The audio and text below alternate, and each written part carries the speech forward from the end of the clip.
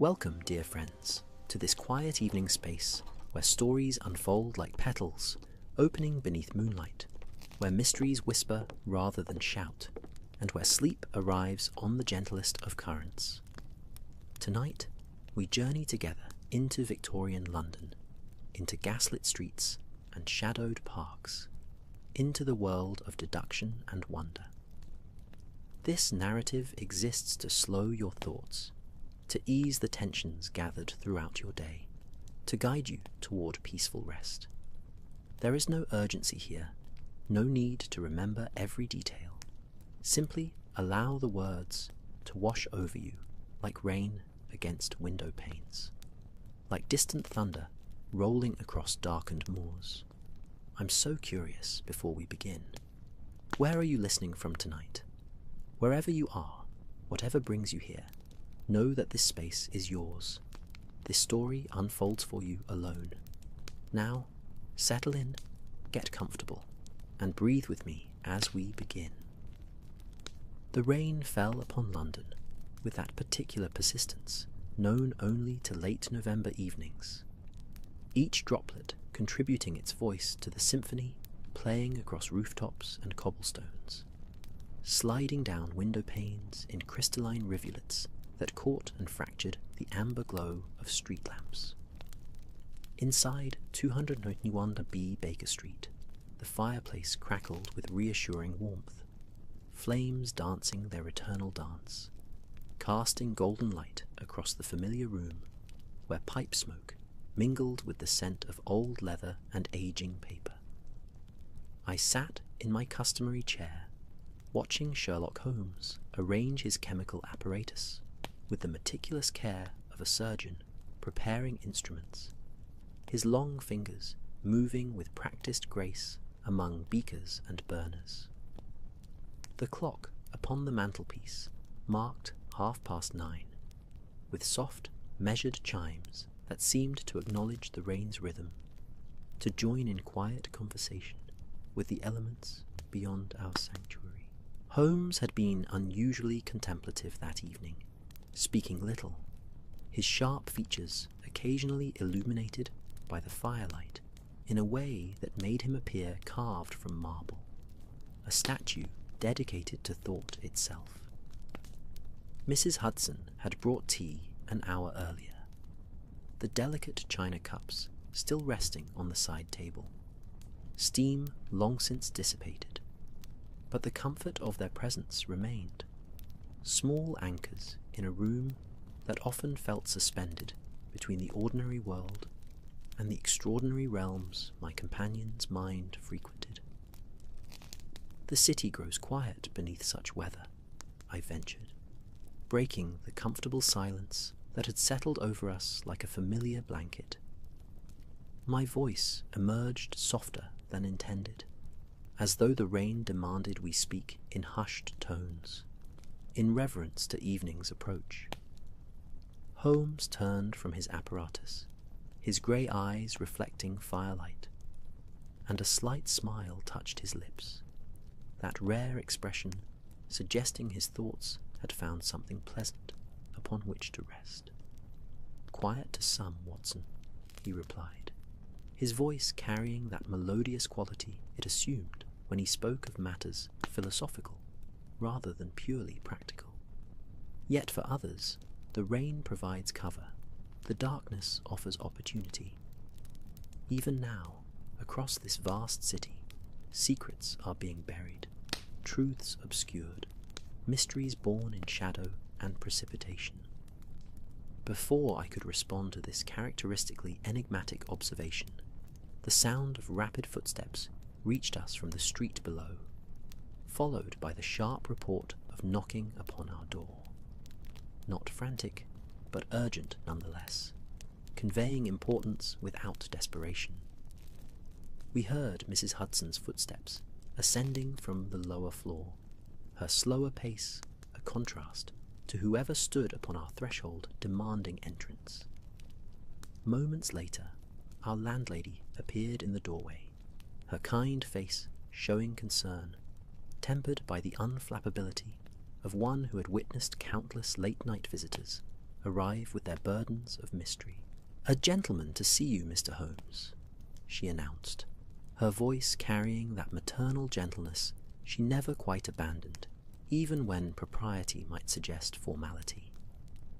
"Inspector Lestrade of Scotland Yard. He seems rather wet and rather troubled, if I may say so."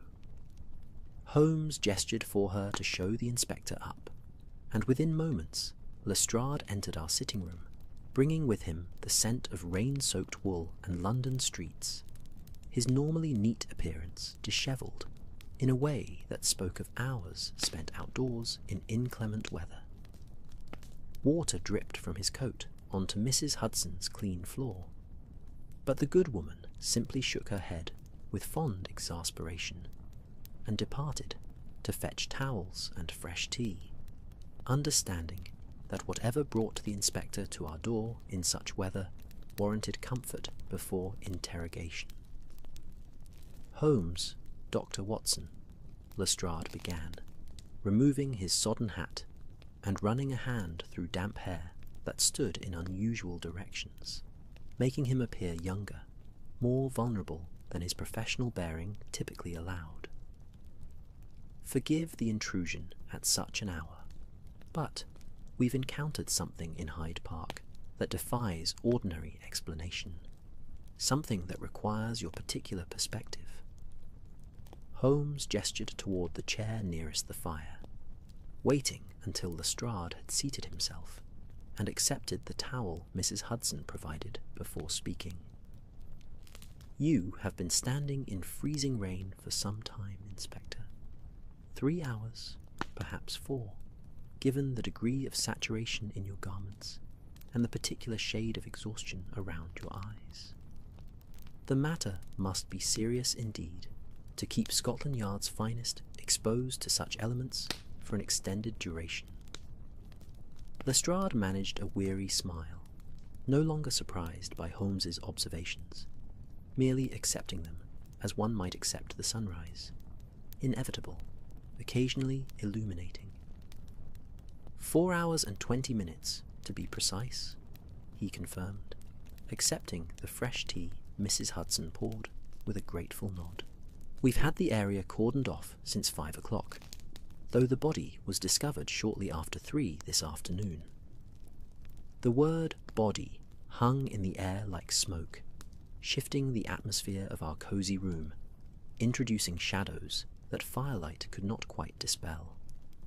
I leaned forward in my chair, the physician in me responding to implications of death, while Holmes remained perfectly still, his focus absolute, transformed in an instant from contemplative philosopher to hunting predator tracking scent.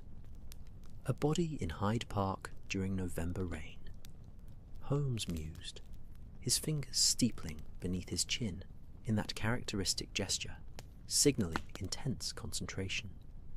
Not unprecedented, certainly, yet something about this discovery troubles you sufficiently to seek my consultation, rather than proceeding through conventional investigative channels.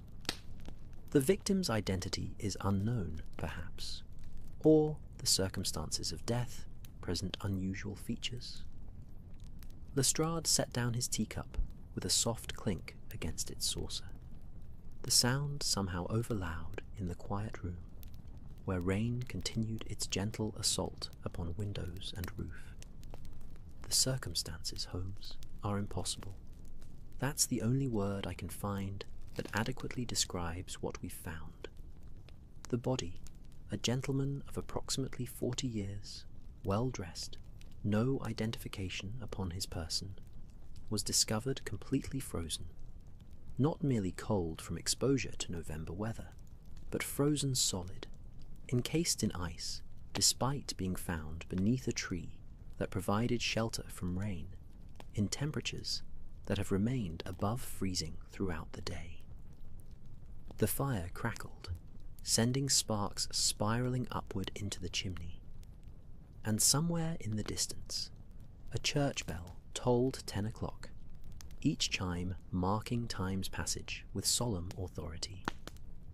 Holmes's expression remained neutral, but I detected the slight narrowing of his eyes that indicated the problem had engaged his interest, had presented itself as worthy of his particular talents. Ice in November, during rain, beneath shelter. Holmes repeated slowly, as though tasting each word, examining it for hidden flavours. And yet, London has experienced unusually mild temperatures this week. I noted it reached 53 degrees Fahrenheit this very afternoon. One might attribute frozen remains to some natural phenomenon if found in January during our harshest cold. But November rain and moderate temperatures create an atmospheric riddle. Tell me, Inspector, describe the ice itself, its appearance, its distribution across the body, any peculiarities you observed. Lestrade leaned forward, his hands wrapped around the teacup, as though drawing not merely warmth, but courage from its presence. The ice formed a complete covering, Holmes, like a crystalline shell, approximately half an inch thick across most surfaces, thicker in some areas. The chest, the hands. It was clear ice, not clouded as one might expect from snow or frost, clear enough that we could see the man's features through it, see his expression, and that expression, gentlemen. The inspector paused, seeming to search for words adequate to describe what he had witnessed. He appeared surprised, Holmes, not terrified, not in agony, but simply surprised, as though death had approached from an unexpected direction and found him unprepared for its particular form. Mrs. Hudson had withdrawn to allow us privacy in our discussion, but the tea she had provided continued releasing its gentle steam, its herbal fragrance, chamomile and mint, perhaps a touch of lavender, adding to the room's atmosphere of contemplative comfort. Outside, the rain intensified briefly, drumming against windows with increased vigour, before subsiding once more to its previous gentle whisper, as though the weather itself participated in our conversation, emphasizing points it found particularly significant. I found my medical training asserting itself, presenting questions that required answers before any theoretical framework could be constructed. Inspector, forgive my directness, but have you verified that death occurred at the location where the body was found? Could the victim have died elsewhere, been frozen through artificial means, then transported to Hyde Park? A reasonable question, Watson, Holmes interjected, before Lestrade could respond, though his tone carried approval rather than criticism. One that speaks to your methodical mind. However, I suspect the inspector's description of the scene suggests otherwise. The ice formation he describes, clear, uniformly distributed, present beneath the body as well as above and around it, indicates freezing occurred in situ rather than through artificial refrigeration followed by transport. Am I correct, Lestrade? The inspector nodded, his exhaustion temporarily forgotten, as he engaged with the intellectual challenge Holmes represented. Quite correct. The ground beneath the body bore ice as well, frozen solid in a circle, roughly 6 feet in diameter, with the body at its centre. Beyond that circle, the earth remained soft, muddy from rain. It was as though... He hesitated, clearly uncomfortable with the conclusion his own observations suggested. As though some localized phenomenon affected only that specific area, as though the temperature plummeted in that single spot, while the rest of the park experienced normal November weather. Holmes rose from his chair with sudden energy, crossing to the window, where he stood, gazing out at rain-slicked Baker Street, his profile sharp against the darkness beyond. Localized temperature anomalies, he murmured, speaking as much to himself as to us. Impossible under natural conditions, suggesting either artificial intervention or forces we do not yet understand. The body remains in situ, I presume. We've erected a tent over the area to preserve the scene, posted guards to prevent contamination, Lestrade confirmed. I took the liberty of instructing my men to allow no one to approach or disturb anything until you'd had opportunity to examine the location. I know your methods, Holmes. Know how crucial pristine scenes are to your investigations. Then we must visit Hyde Park immediately, Holmes declared, turning from the window with decision crystallized in his features. Watson, if you would be so kind as to accompany us. Your medical expertise may prove invaluable, and I confess I've grown accustomed to your steady presence during investigations. Besides, he added with a slight smile, the rain has a quality tonight that seems conducive to mysterious revelations. It would be a shame to miss such atmospheric opportunities. I found myself already rising, the prospect of venturing into rainy darkness to examine an impossibly frozen corpse somehow more appealing than remaining in comfortable warmth. Such was the peculiar effect Holmes's enthusiasm could produce, transforming discomfort into adventure through sheer force of his compelling fascination with the inexplicable.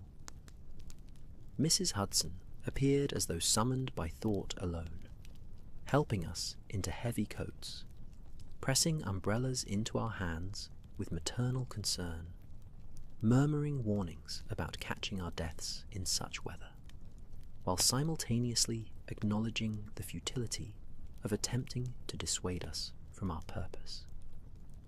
The hansom cab Lestrade had kept waiting carried us through London streets, transformed by rain and darkness into something almost otherworldly, familiar landmarks rendered strange by precipitation's veil, gas lamps creating golden halos in the mist that had begun rising from the Thames. Our driver, a weathered man whose face spoke of decades spent navigating London's thoroughfares in all conditions, guided his horse with expertise through puddles that reflected streetlights like fragments of captured stars scattered across cobblestones.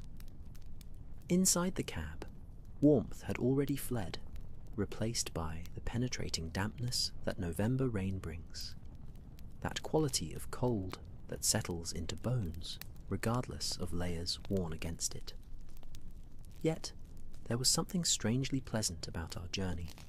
The rhythmic clip-clop of hooves, the rain's percussion against the cab's roof, the occasional splash as wheels found puddles, all combining into a symphony of urban night sounds that seemed designed to encourage contemplation, to prepare the mind for mysteries ahead.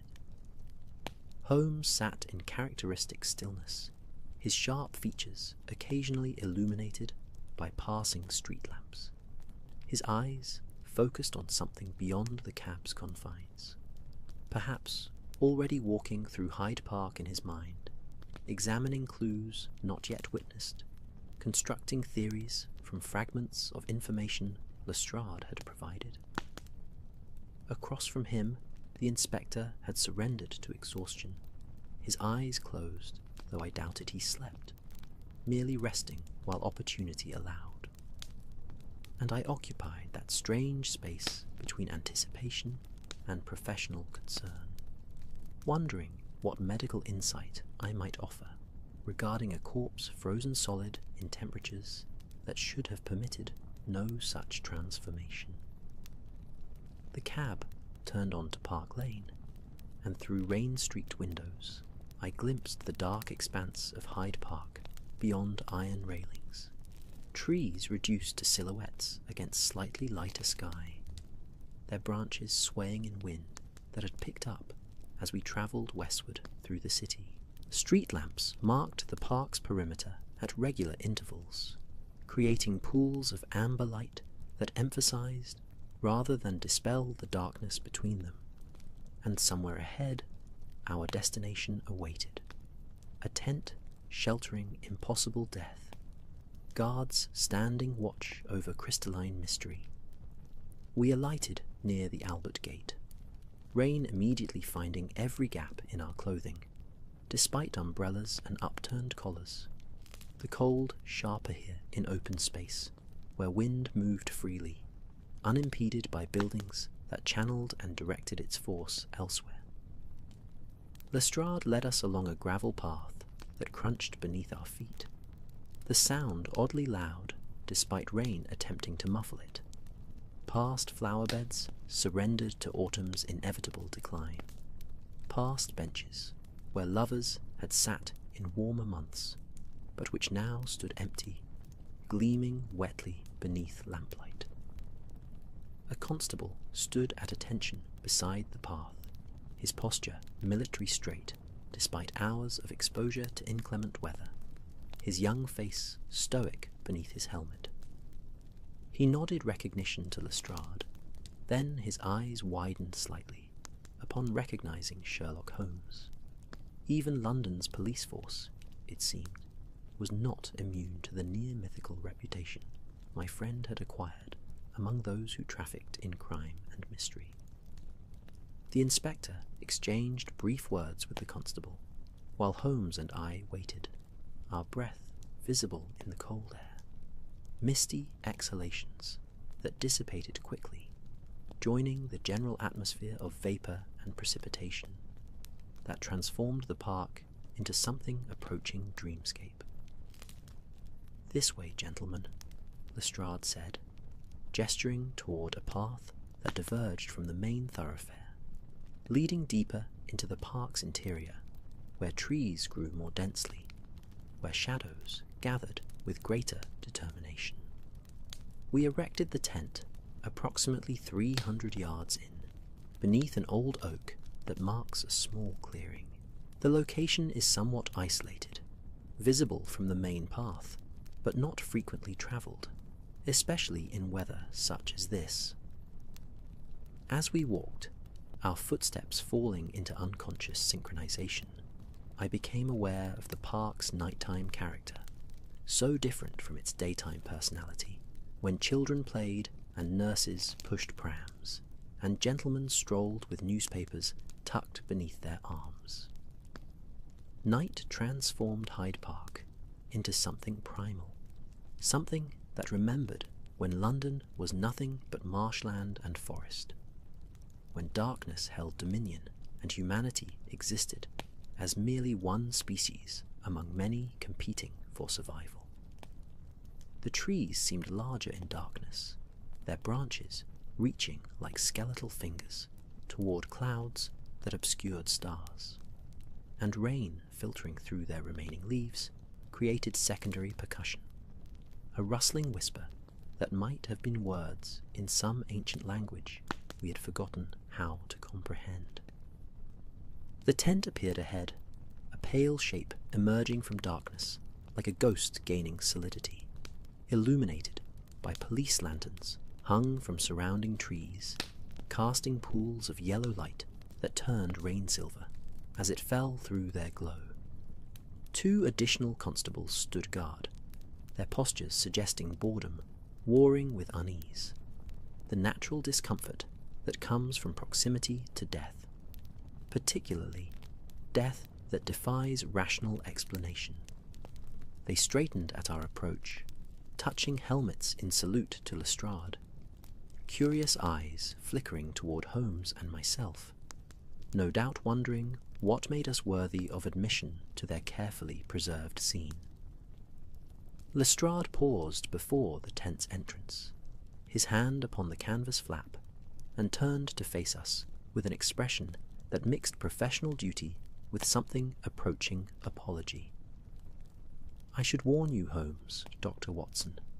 The sight is disturbing, not through gore or violence, but through its very impossibility. I pride myself on maintaining composure in face of death's various presentations.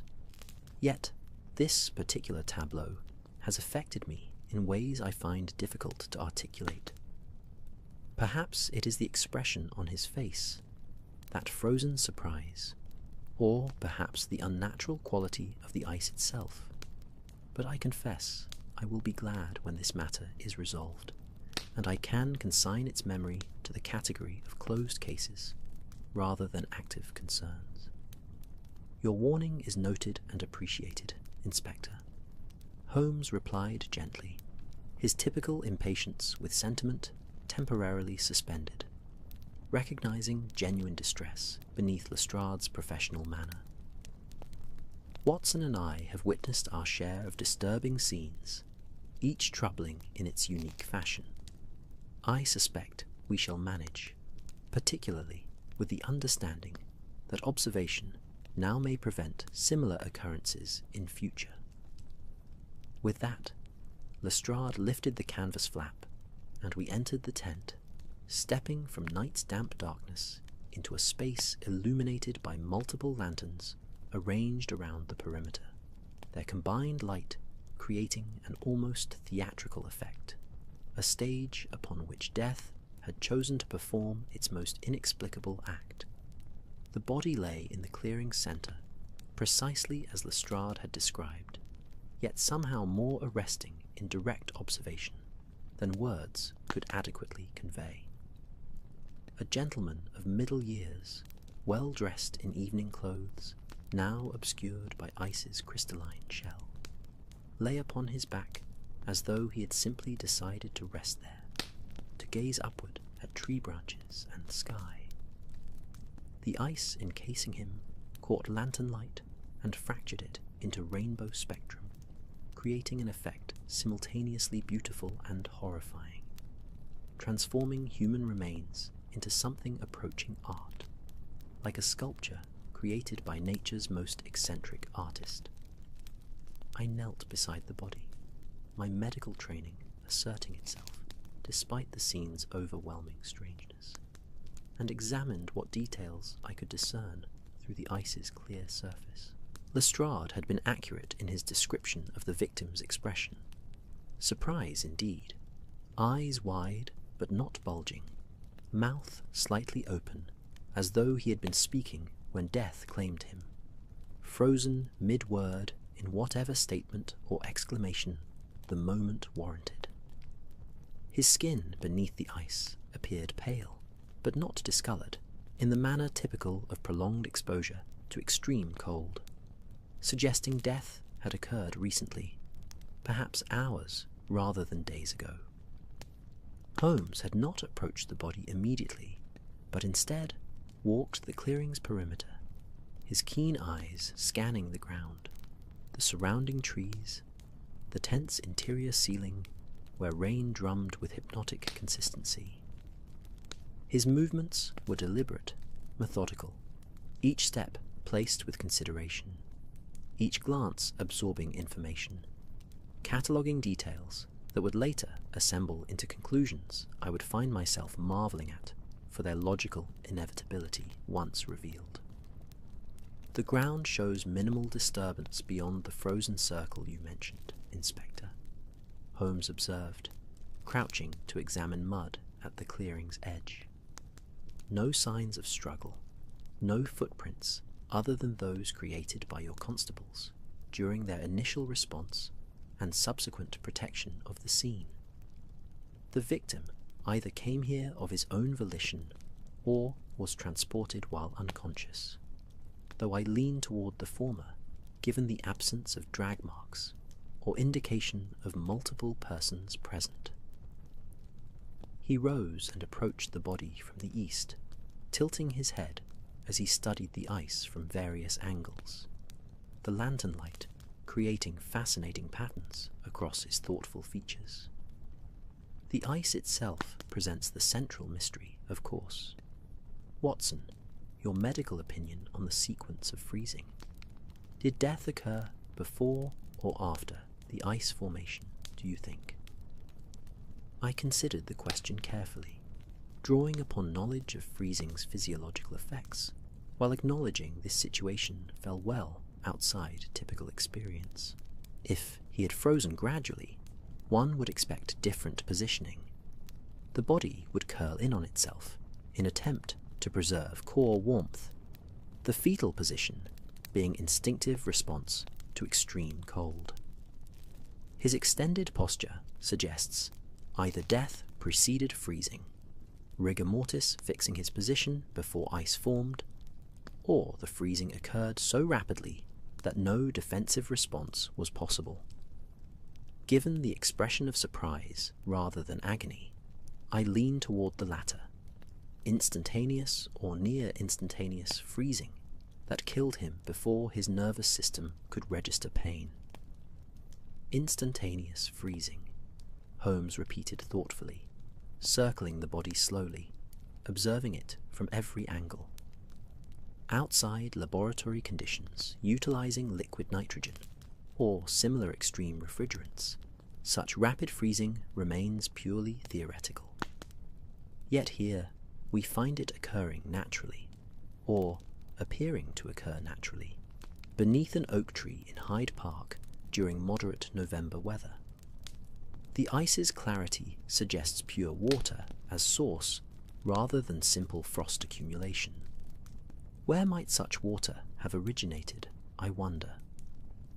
He knelt beside the frozen form, withdrawing a magnifying lens from his pocket, and studying the ice's surface with absorption that rendered him oblivious to the cold, damp ground upon which he knelt, to rain still drumming overhead, to everything except the mystery before him demanding solution. Long minutes passed in silence, broken only by precipitation's soundtrack, by the occasional shift as Lestrade or I adjusted our positions, by the distant sounds of London carrying across the park like echoes from another world entirely. Finally, Holmes rose, his expression thoughtful, but not yet enlightened, the look of a mathematician who has identified the equation's parameters, but not yet achieved solution. I shall need to examine the ice more thoroughly, which requires its removal from the body. Inspector, might I request that the corpse be transported to St. Bartholomew's Hospital, where proper facilities exist for detailed analysis? I have colleagues there who will assist with the examination while maintaining necessary discretion. Lestrade nodded, clearly relieved to have definitive action to take, tasks to complete that would move the investigation forward. I'll arrange transport immediately. Shall we say 9 o'clock tomorrow morning? That should provide sufficient time for preparation while preserving the body's current state. Excellent, Holmes agreed. Until then, I suggest we all retire to warmer, drier locations. The scene has told me what it can for the moment, though I suspect tomorrow's examination will prove illuminating in ways we cannot yet anticipate. We emerged from the tent into rain that had softened to gentle drizzle, the storm's peak having passed while we examined its impossible victim, leaving behind that peculiar quiet that follows weather's fury, a sense of cleansing and renewal that made even cold November night seem somehow peaceful. The constables remained at their posts, stalwart guardians of mystery, and we left them with words of appreciation for their diligence, their willingness to stand watch in uncomfortable conditions so that truth might be served, justice potentially achieved. The journey back to Baker Street passed in contemplative silence, each of us absorbed in private thoughts about what we had witnessed, what it might mean, how natural law could be suspended in so specific and dramatic a fashion. Holmes stared out the cab window at London passing by, his reflection visible in glass, superimposed over the city he knew so intimately, as though his image and the city's had become inseparable, one entity devoted to understanding the other's endless mysteries. Mrs. Hudson had waited up despite the late hour, bless her devoted heart, and had prepared fresh tea and light refreshments that appeared as soon as we entered, as though summoned by magic, rather than simply her attentive anticipation of our needs. The fire had been built up to roaring warmth, and the contrast between outside cold and interior comfort struck with almost physical force, making us acutely aware of how chilled we had become, how deeply the November night had penetrated despite our attempts at insulation. "You'll catch your deaths, you will," Mrs. Hudson scolded gently, helping us from sodden coats, clucking over Holmes's wet trouser knees, where he had knelt in muddy grass.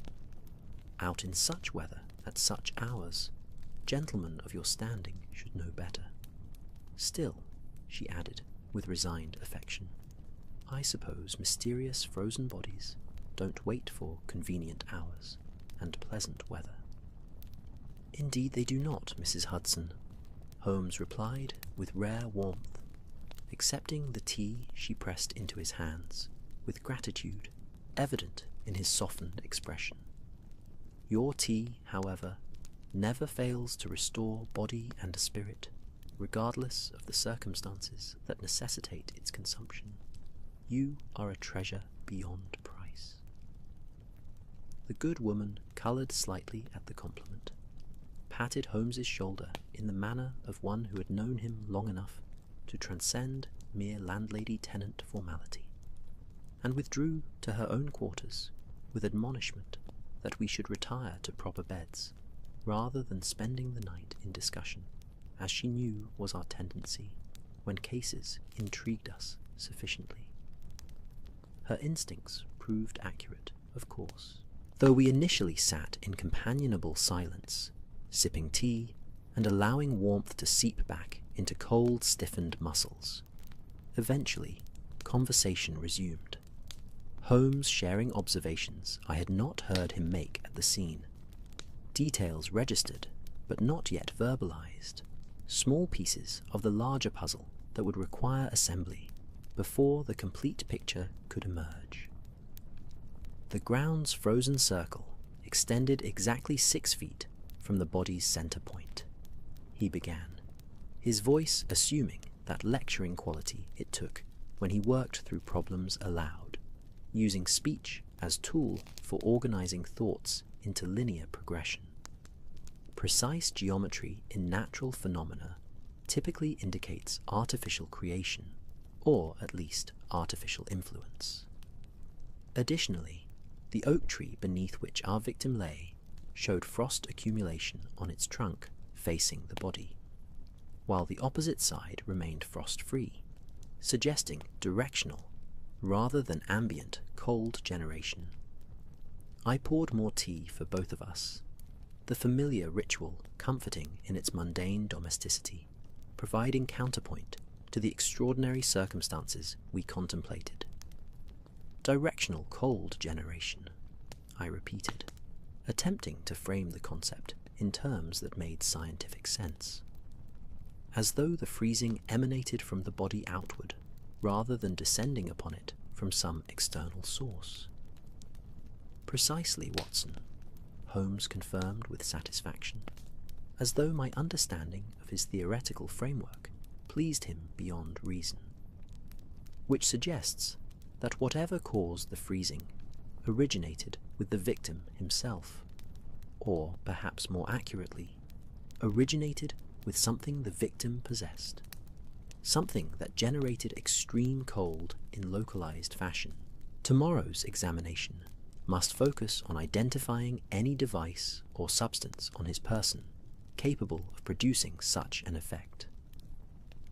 The clock struck midnight, each chime resonating through our quiet room, marking the transition from one day to the next, from mystery's discovery to investigation's beginning. Outside, the rain had finally ceased, leaving behind that profound silence unique to London in deepest night, when even the world's busiest city surrenders temporarily to darkness's dominion, allowing buildings and streets to rest, before dawn brings renewed activity's inevitable chaos. We retired eventually, though I suspected Holmes would sleep little, his active mind continuing to worry at the problem, like a dog with a particularly intriguing bone, examining it from every conceivable angle, testing hypotheses against observed facts, discarding impossibilities until only one explanation remained, no matter how improbable that explanation might prove. As for myself, I found sleep came surprisingly easily, despite the evening's strange events. The combination of physical exhaustion and Holmes's confident assertion that tomorrow would bring answers, creating a sense of peace that carried me into dreams where ice crystals formed fractal patterns against winter skies, and frozen men spoke in voices like wind through leafless trees. Morning arrived with surprising brightness, November having briefly suspended its typical grey gloom in favour of weak sunshine that nonetheless managed to transform Baker Street into something approaching cheerfulness.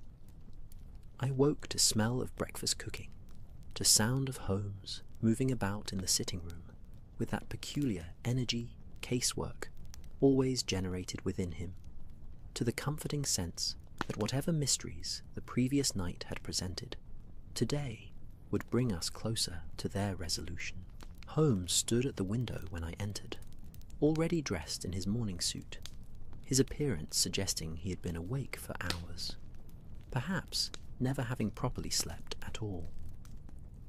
The breakfast table held evidence of solitary meal consumed earlier, and fresh tea steamed in the pot beside clean cups awaiting my arrival.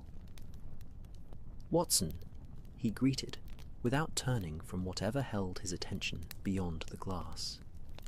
"I've been considering our frozen gentleman through the night, and several possibilities have suggested themselves, each more intriguing than the last.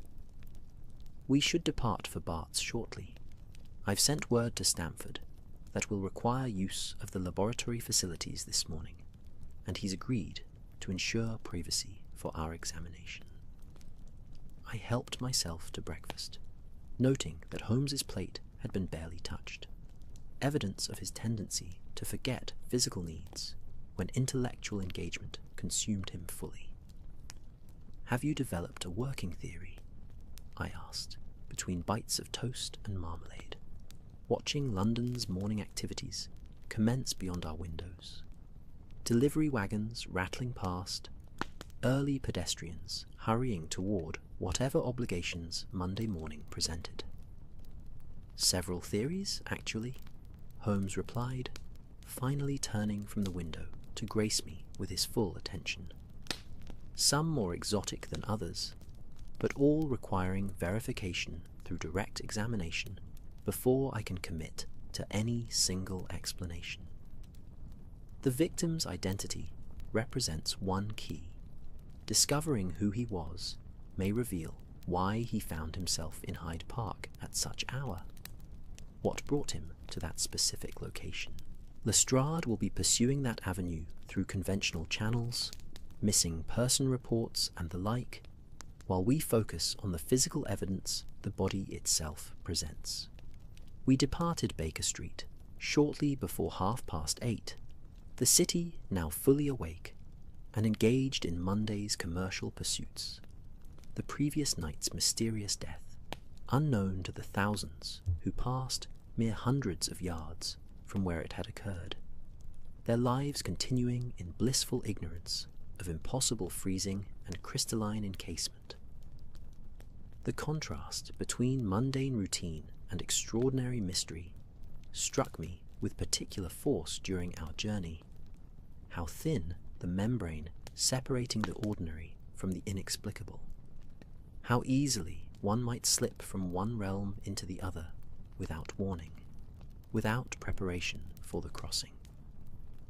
St. Bartholomew's Hospital loomed before us, its Georgian architecture lending gravitas to its medical purpose, its windows reflecting morning sunlight, in a manner that might have seemed welcoming had we not been arriving to examine a corpse. Stamford met us at the entrance, an old colleague from my medical school days, whose friendship with Holmes predated even my own acquaintance with the consulting detective, and who had, in fact, facilitated our initial introduction years earlier. "Holmes, Watson," he greeted warmly, though his expression carried concern that tempered his genial manner. "Your frozen gentleman arrived an hour ago, creating quite a stir among the staff, despite our attempts at discretion. It's not every day we receive a body encased in ice, like some Arctic explorer preserved in glacial tomb. I've assigned the examination room in the East Wing, most private location available, though I cannot guarantee word won't spread throughout the hospital. Medical personnel are notoriously curious creatures. Your assistance is appreciated regardless, Stamford," Holmes assured him, shaking his hand with genuine warmth. "Whatever rumours may circulate, I trust you'll do your utmost to minimize their sensational aspects. The last thing this investigation requires is public panic regarding impossible freezing phenomenons occurring in London's public parks." Stamford led us through corridors that smelled of carbolic and floor polish, past wards where patients rested or underwent treatment, past nurses gliding efficiently between responsibilities, past physicians consulting in hushed tones about diagnoses and procedures. The hospital possessed that peculiar atmosphere, unique to places where life and death conducted their eternal negotiations, where hope and despair mingled in equal measure, where human fragility and resilience existed in constant tension, neither ever fully triumphing over the other.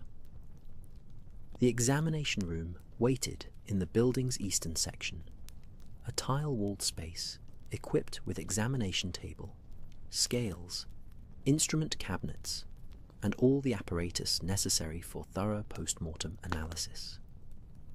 The frozen body rested upon the table, still encased in its crystalline shell, though the ice had begun melting in the room's warmer temperature, water pooling on the table's surface and dripping with irregular rhythm into a pan positioned beneath to catch the drainage. The sound of those water droplets struck me with unexpected force, soft, irregular percussion that seemed to mark time's passage, to acknowledge mortality's inevitable progression from living flesh to inanimate matter returned to basic elements. Drip, pause, drip, drip, pause, drip.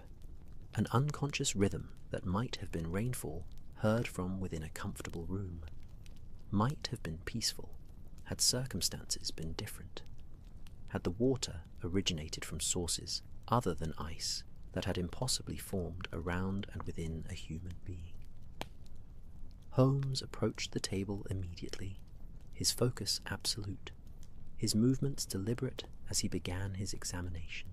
I joined him, falling into familiar partnership, our years of collaboration having created an unspoken understanding of roles and responsibilities during such investigations.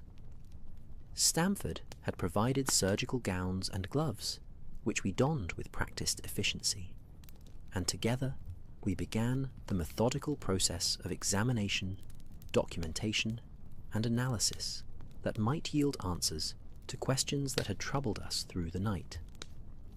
The ice had melted sufficiently to reveal more of the victim's features, and my medical training allowed me to observe details previously obscured. He had been a handsome man, with strong features suggesting vigour and health, now rendered meaningless by whatever had killed him. His evening dress was of excellent quality, tailored with obvious skill, the sort of attire suggesting wealth and social standing. His hands, now partially freed from ice, showed no signs of manual labour, the hands of a gentleman whose days were spent in offices or drawing rooms rather than fields or factories. Note the right hand's position, Holmes instructed, gently manipulating the limb as ice continued its surrender to room temperature. The fingers are curled as though grasping something, yet nothing remains within his grip. Either he held an object that was subsequently removed, or the hand position indicates his final gesture, reaching for something, attempting to grasp assistance, or perhaps fending off whatever approached him. I examined the hand carefully, the physician in me noting absence of defensive wounds, no cuts or bruising, suggesting struggle or combat. If he attempted to defend himself, it was against something that left no physical trace, I observed. No marks of violence, no apparent trauma beyond the freezing itself. Heart attack, perhaps, triggered by shock or sudden extreme cold exposure, though that fails to explain the ice formation. Holmes had moved to examine the victim's torso, where ice still remained thickest, the melting progressing more slowly across the body's central mass. He withdrew a small thermometer from his jacket and inserted it carefully into the ice, watching mercury's slow climb with intense concentration. Still below freezing at the torso's core, he murmured, more to himself than to me. Remarkable preservation, really. The ice has prevented decomposition more effectively than any mortuary cooler, creating a snapshot of his final moments with unusual fidelity. We worked in focused silence for some time, documenting observations, collecting samples of melting ice for later analysis, carefully searching the victim's clothing for identification or clues to his final hours. Pocket contents yielded a gold watch, stopped at precisely 2:47 p.m., a leather wallet containing banknotes, but no calling cards or papers revealing his name, a silver cigarette case bearing initials EMH engraved in flowing script, and a small brass key whose purpose remained unclear. The watch's stopped time provided our first concrete temporal anchor. Death occurring at or near 2:47 p.m., Holmes stated, examining the timepiece with magnifying lens. The watch shows water damage, which it could only have received during the freezing process itself, moisture penetrating the mechanism and forcing the hands to halt. This suggests the freezing was indeed instantaneous, or nearly so, occurring so rapidly that ice formed within the watch's sealed case before the mechanism could be stopped through normal mechanical failure. I considered the timing, measuring it against Lestrade's account of the body's discovery. Found shortly after 3 p.m., you said, which would place death less than 20 minutes before discovery, in broad daylight, in a relatively trafficked park.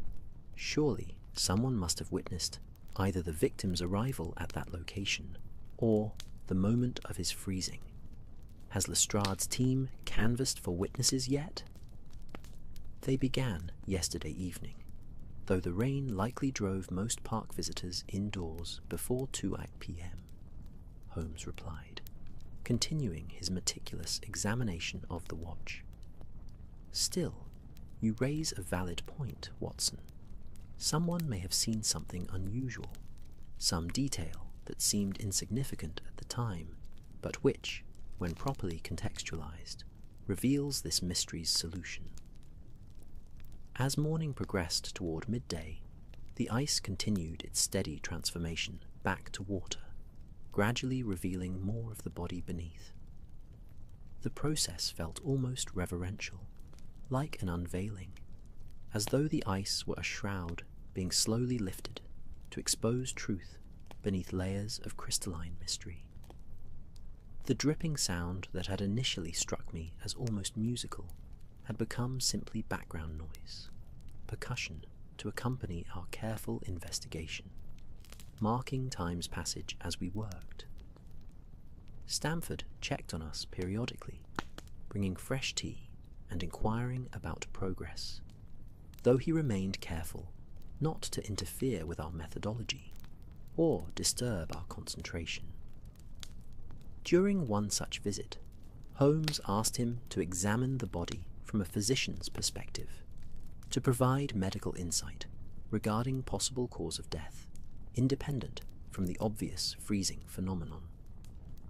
The good doctor donned examination gloves and approached with the professional detachment that characterizes physicians examining the deceased, seeing not a person but a puzzle of physiology and pathology requiring careful analysis to decode. His practiced hands palpated the partially thawed flesh, examined eyes and throat, searched for external signs of trauma or disease that might explain sudden death in an apparently healthy, middle-aged gentleman. Without performing full autopsy, I can offer only preliminary observations, Stamford cautioned, his examination thorough despite the limitations ice damage imposed upon typical investigative procedures. The absence of petechiae in the eyes suggests death was not due to asphyxiation or strangulation. No obvious skull fracture or cranial trauma. Heart and lungs would require internal examination to assess properly, though the body's position and absence of distressed expression suggests death came quickly, without prolonged suffering. If I were forced to speculate based solely on external presentation, I would suggest sudden cardiac event as most likely cause, heart attack, or perhaps catastrophic arrhythmia. The freezing appears to be a secondary phenomenon, occurring at or immediately after the moment of death, though by what mechanism I cannot begin to theorize. Holmes had listened to this assessment with close attention, occasionally nodding as though Stamford's conclusions aligned with his own developing theories. Secondary phenomenon, he repeated thoughtfully, an intriguing framework, suggesting the freezing was consequence rather than cause, effect rather than catalyst. If we accept that premise, then our investigation must focus on what triggered both death and the subsequent impossible freezing. What single event or circumstance could produce both outcomes simultaneously? He turned to the small collection of items we had removed from the victim's pockets, now arranged on a side table like artifacts in a museum display, each one potentially significant, each one possibly irrelevant. The key particularly seemed to fascinate him, small, brass, ornate enough to suggest it secured something of value, but not so elaborate as to appear decorative rather than functional. A safe deposit box, perhaps, I suggested, examining the key's simple design, or a private cabinet, a desk drawer, some receptacle where our victim kept items of importance or value. Possibly, Holmes agreed, though his tone suggested he had already progressed beyond such straightforward interpretations. Though note the key's worn appearance, the scratches around its bow suggesting frequent use rather than occasional access to secured valuables. This key opened something he interacted with regularly, something central to his daily routine rather than episodic engagement. He pocketed the key carefully, then gathered the other items with equal care, preserving them as evidence that would accompany us through the investigation's progression.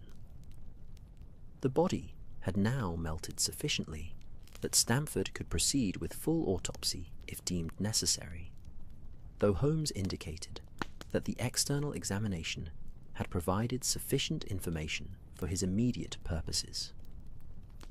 The autopsy can wait until we've explored other avenues, he decided, stripping off the surgical gloves and depositing them in the appropriate receptacle.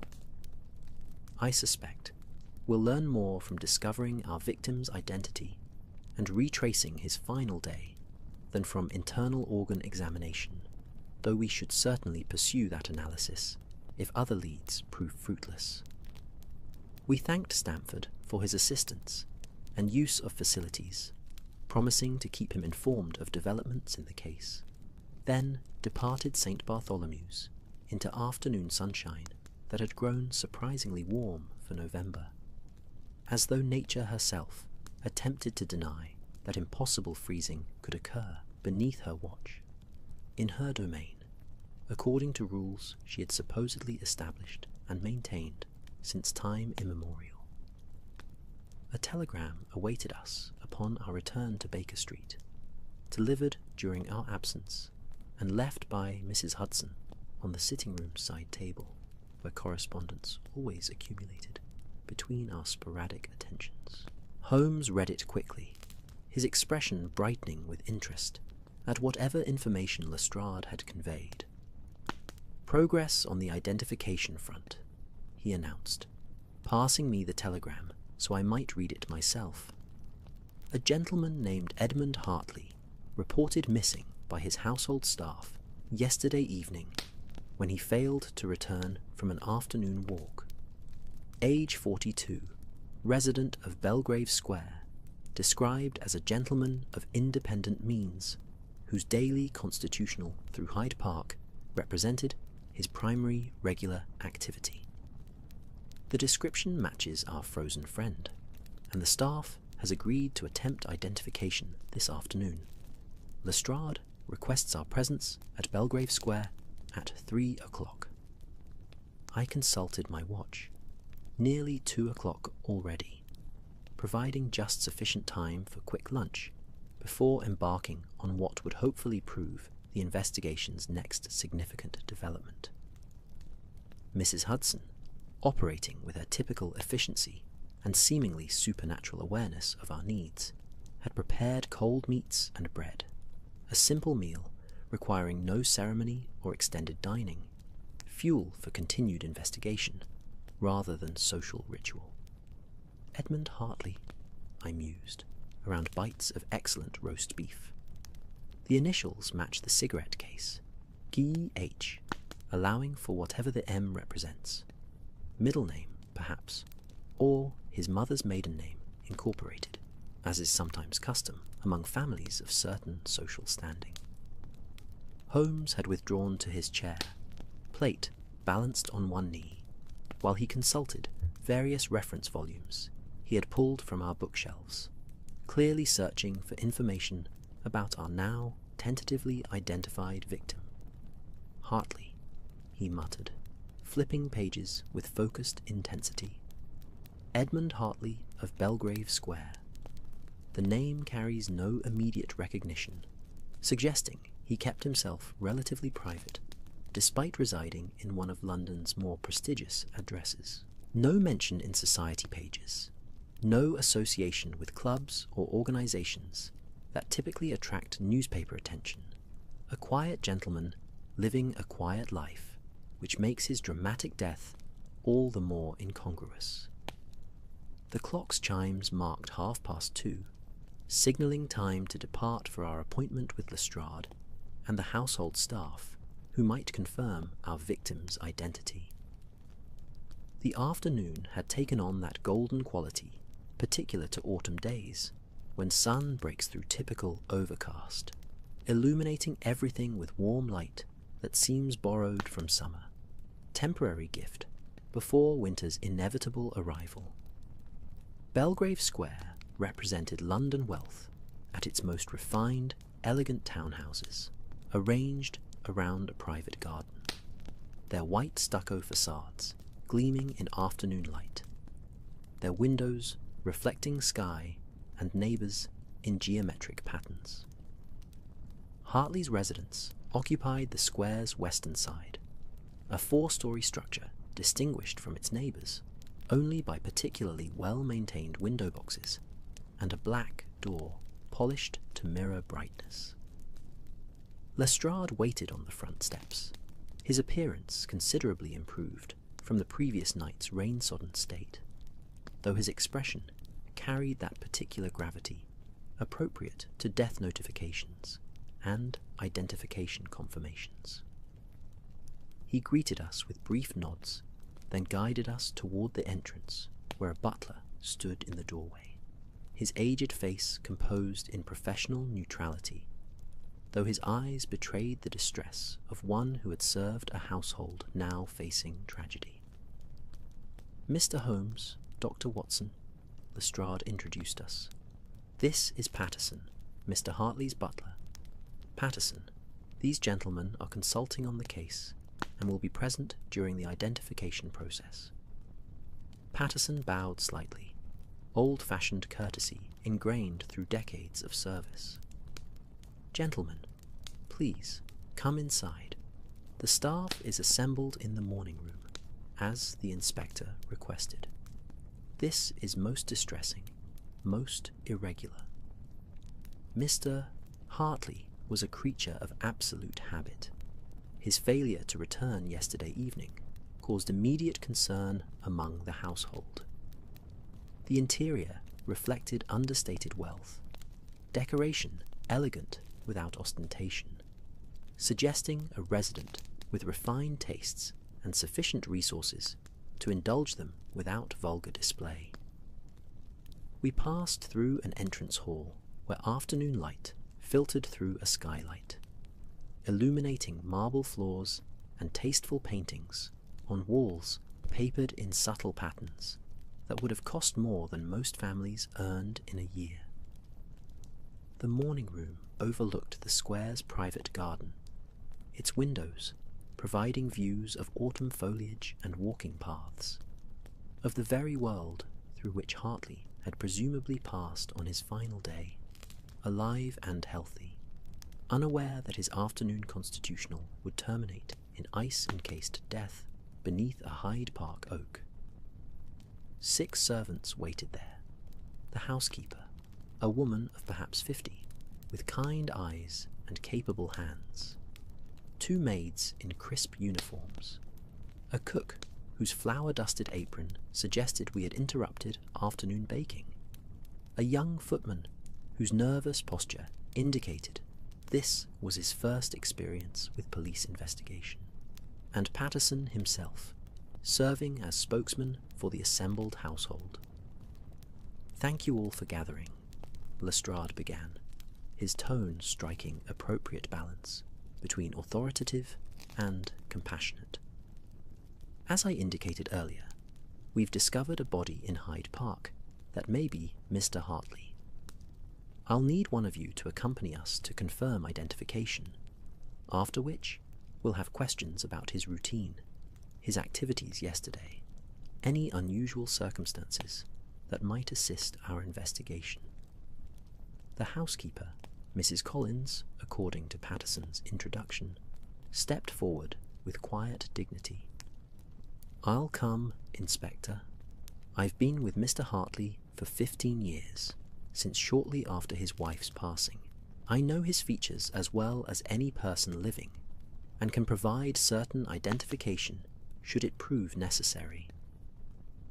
We departed Belgrave Square in a police carriage, Mrs. Collins maintaining composed silence during the journey to St. Bartholomew's, though her hands twisted a handkerchief in her lap with unconscious nervous energy, betraying the anxiety her serene expression otherwise concealed. She was led to the room where Hartley's body had been relocated to a proper mortuary drawer, the ice now completely melted, revealing him fully for what he had become. Simply another corpse awaiting formal identification and final disposition. Her sharp intake of breath confirmed recognition before words could, and tears traced silent paths down weathered cheeks as she gazed upon her employer's face. Peaceful now that ice had released its grip, appearing merely asleep rather than impossibly frozen. "That's Mr. Edmund Hartley," she confirmed, voice steady despite evident emotion. "No question whatsoever. May God rest his gentle soul." Back at Belgrave Square, assembled in Hartley's study at Holmes's request, Mrs. Collins composed herself over tea while Holmes began his questions. The study reflected its owner's character, as such rooms always do. Comfortable leather furniture, worn to perfect suppleness, through use rather than age. Bookshelves filled with volumes on natural philosophy and scientific inquiry. A desk bearing neat stacks of correspondence and journals. Windows overlooking the garden, where late afternoon sun painted everything in amber and gold. Mrs. Collins, if you would be so kind, please describe Mr. Hartley's routine, particularly as it pertained to yesterday, Holmes requested, his manner gentle but focused, the predator softening his approach to avoid frightening prey into silence. Any deviation from normal pattern, however slight, may prove significant. The housekeeper collected her thoughts, drawing upon 15 years of observation and service. Mr. Hartley was, as I mentioned, a gentleman of precise habits, Inspector. Every day, regardless of weather, he would take luncheon at 1 o'clock, then depart for his constitutional at 1:30, walking through Hyde Park for precisely 1 hour before returning home for tea at 3:30. He kept to this schedule with such regularity that we could set clocks by his comings and goings. And yesterday, Holmes prompted gently, did the routine proceed as usual? In every particular, Mrs. Collins confirmed. Luncheon at 1. Cook prepared his favourite autumn meal, roasted pheasant and root vegetables. He complimented the preparation, finished his meal in good spirits, then retired to this very study briefly before departing at precisely 1:30 for his walk. He wore his grey walking coat, carried his blackthorn stick, seemed entirely himself. That was the last time I saw him alive. Holmes had risen and was examining the desk, his fingers trailing across papers and books with the delicate touch of one who could divine meaning through physical contact. This journal, he said, lifting a leather-bound volume from the desk's surface, appears to be a daily record. May I? Mrs. Collins nodded permission, and Holmes opened the journal, flipping through pages filled with neat handwriting, brief entries marking days with the regularity of someone documenting routine rather than recording dramatic events. He read silently, occasionally nodding, once pausing to read a passage twice, before continuing his survey of Hartley's final written thoughts. Fascinating, Holmes murmured, almost to himself. Watson, listen to this entry from 3 days ago. The temperature variations continue to defy conventional explanation. Today's measurement showed a 17-degree decrease within the apparatus, despite no change in laboratory ambient temperature. If this trend persists, I may have stumbled upon a principle that revolutionizes our understanding of thermodynamic exchange. He looked up from the journal, his grey eyes bright with the light of revelation beginning. Thermodynamic exchange, temperature variations, laboratory apparatus. Mrs. Collins, where did Mr. Hartley conduct his scientific experiments? Did he maintain a laboratory somewhere in the house? The housekeeper's expression showed surprise at the question's direction. Why, yes, Mr. Holmes. The basement has been converted to serve that purpose. Mr. Hartley's great passion was natural philosophy, scientific investigation. He was independently wealthy, you understand. No need to pursue profession or commerce, so he devoted himself to research and experimentation, something to do with heat and cold, though I confess the details exceeded my understanding when he attempted to explain his work. The basement, Holmes repeated, already moving toward the study door. Inspector Watson, I believe we're about to discover what killed Edmund Hartley, and why his death manifested in such impossible fashion. We followed Holmes through the elegant townhouse, descending stairs that led from refined living spaces into the utilitarian realm where servants typically worked.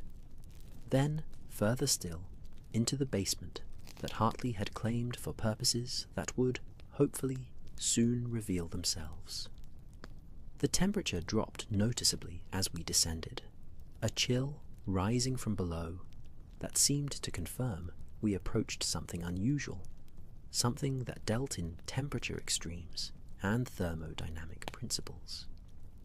The basement door stood ajar, and beyond it, the space had been transformed into something resembling a proper scientific laboratory.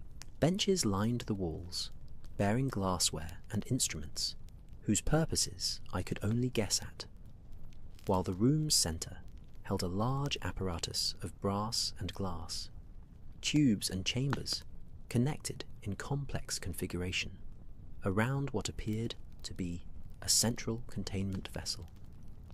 The entire construction gleamed in light from gas lamps strategically positioned to illuminate work surfaces, and frost, actual frost, coated portions of the apparatus, despite the basement's relatively moderate temperature. Extraordinary, Holmes breathed, approaching the apparatus with reverence typically reserved for religious relics or priceless art. Watson, Lestrade, observe this carefully.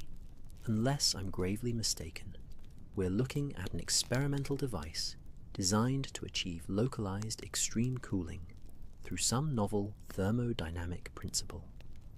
The frost patterns on these outer tubes suggest successful heat extraction, temperature reduction, beyond what conventional refrigeration technology can achieve.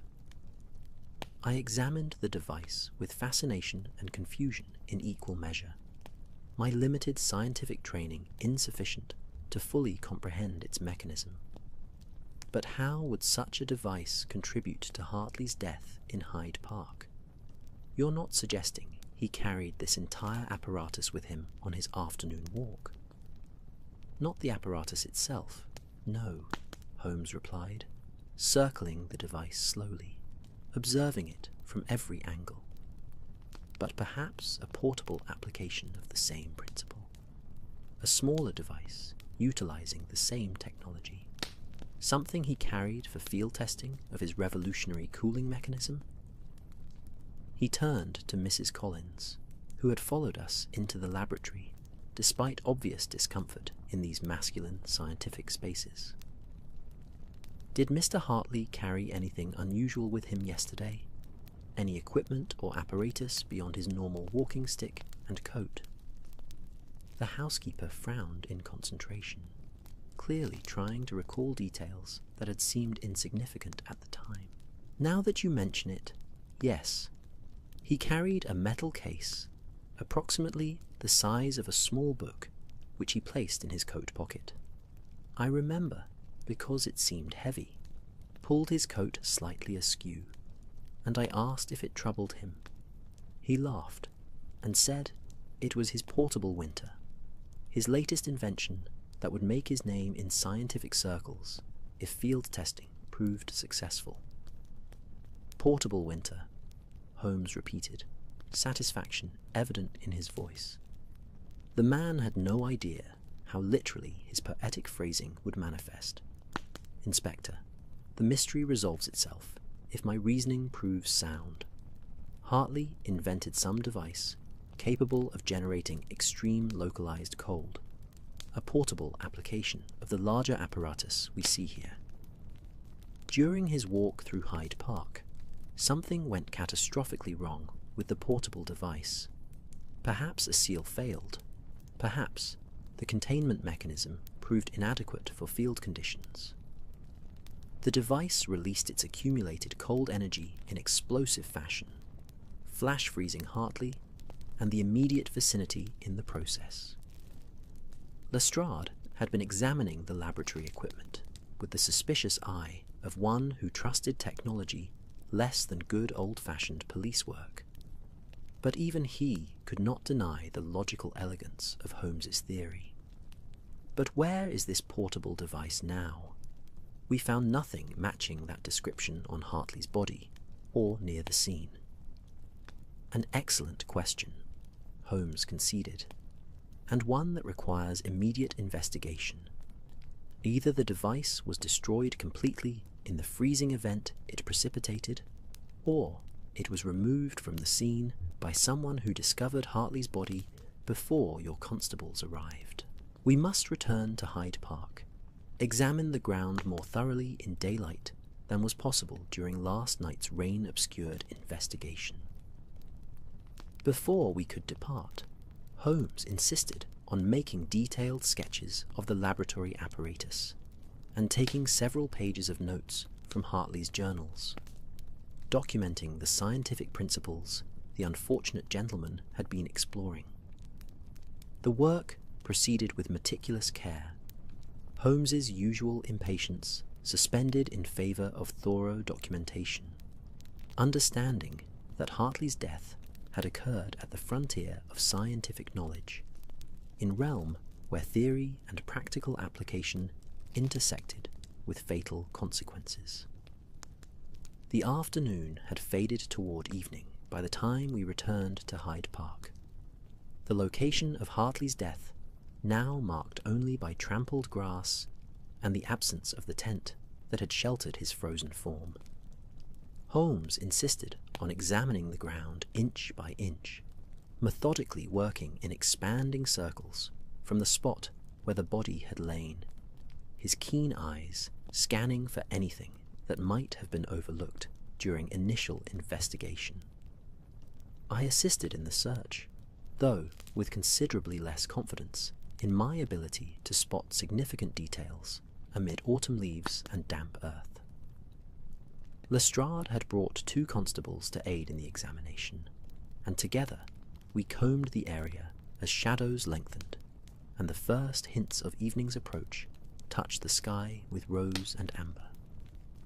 It was young Constable Morrison who found it, partially buried in soft earth, perhaps 10 feet from where Hartley had died, hidden beneath a fallen branch that might have been deliberately placed or might simply have landed there through wind's chance agency.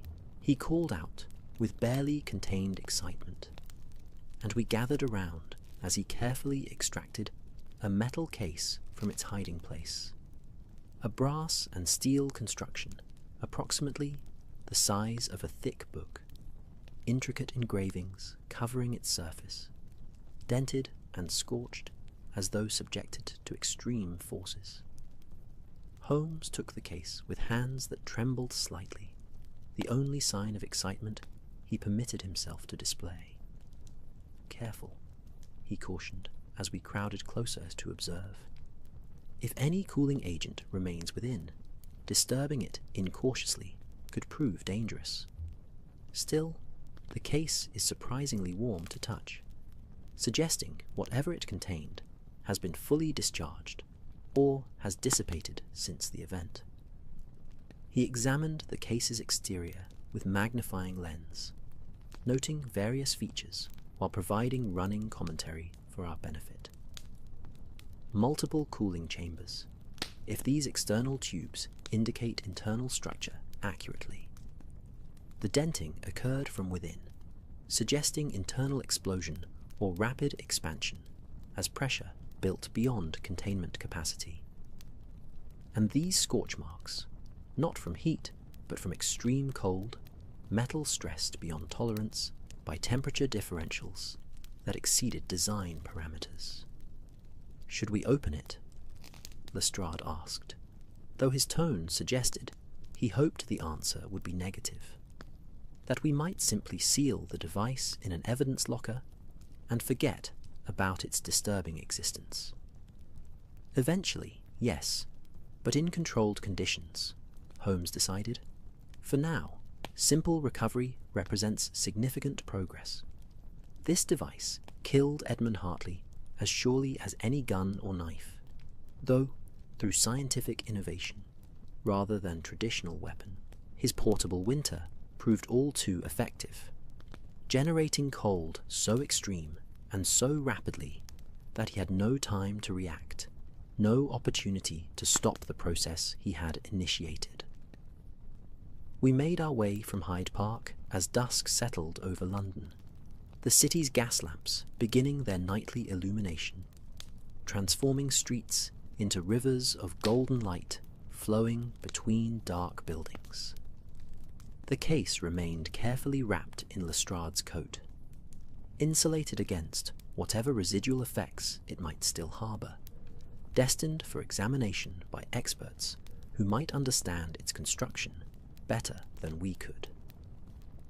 Back at Baker Street, Mrs. Hudson had prepared an elaborate dinner, somehow sensing we would return this evening, hungry and drained from a day spent chasing mysteries through laboratories and parks. The meal passed in comfortable conversation as we discussed the case's resolution, the peculiar tragedy of a man killed by his own scientific ambitions, destroyed by the very innovation he had hoped would establish his reputation. "I find myself wondering," I said over port after dinner, whether Hartley understood what was happening in those final moments, whether the surprise expression we observed indicated recognition that his device had malfunctioned, or whether death came so quickly that consciousness had no time to register the transformation from life to frozen stillness. Holmes swirled port in his glass, watching candlelight refract through the ruby liquid. "I suspect the latter, Watson. The freezing appears to have occurred in seconds or less, too rapidly for higher brain function to process and comprehend. One moment he walked through Hyde Park on an unremarkable November afternoon. The next he was simply gone, transformed into the ice sculpture we discovered. There is something almost merciful in such rapidity, the absence of suffering or prolonged awareness of one's fate. The fire had burned low, reducing itself to glowing coals that pulsed like a gentle heartbeat, casting the room in warm amber tones that made even discussion of death and freezing feel somehow cozy, safe, part of a world where mysteries could be solved and understood through application of reason and careful observation. Outside our windows, London settled into its nocturnal rhythms, the great city's endless activity continuing regardless of scientific tragedies or impossible freezings, indifferent to individual dramas played out against its vast stage. Lestrade had departed after dinner, promising to provide updates as the investigation concluded through official channels, as the device was examined by Scotland Yard's technical experts, and Hartley's estate was settled through probate courts and solicitors' offices. The case had been solved in the sense that we understood what had happened, had identified the mechanism of death, and recovered the instrument responsible for it. Yet something about the resolution felt incomplete, as though the mystery's surface had been penetrated. But deeper truths remained obscured beneath layers of scientific complexity and philosophical questions about innovation's risks. "Do you suppose Hartley's work will continue?" I asked, as the clock struck 10, marking time's steady progression toward midnight, and whatever tomorrow might bring. Surely his journals and laboratory contain sufficient information that others could build upon his foundation, perhaps create safer applications of the thermodynamic principles he discovered. Holmes had withdrawn into contemplative silence, his pipe producing lazy spirals of smoke that drifted toward the ceiling like prayers or departed spirits, ascending toward whatever realms awaited beyond material existence. "Perhaps," he said eventually, his voice soft, almost distant, though I suspect most will view his fate as cautionary tale, warning against pursuing certain avenues of inquiry too aggressively. Science advances through bold experimentation, but also through learning from catastrophic failures. Hartley's portable winter may remain a singular achievement, a path not taken by future investigators who choose to honour his memory through avoiding his mistakes. The evening deepened toward night proper, that transitional time when day's concerns should yield to sleep's restorative embrace, when minds ought to release their grip on problems and puzzles in favour of dream's gentler territories. I felt weariness settling over me like a comfortable blanket, the combination of physical activity and mental exertion creating an almost pleasant exhaustion that promised deep sleep would arrive swiftly once I retired to my room.